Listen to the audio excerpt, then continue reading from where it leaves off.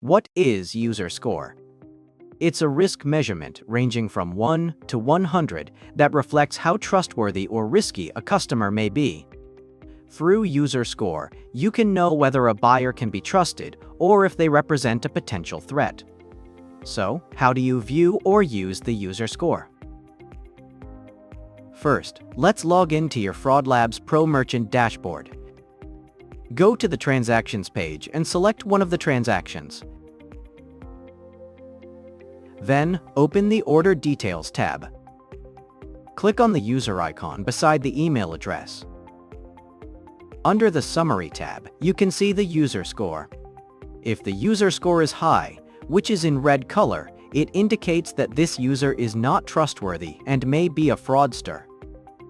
If the score is low, which is green color, it indicates that the user is not likely to be a fraudster. To make decisions faster, you can also set up validation rules using user score. Let's go to the Rules pages. Click on Add Rule. Search for User Score.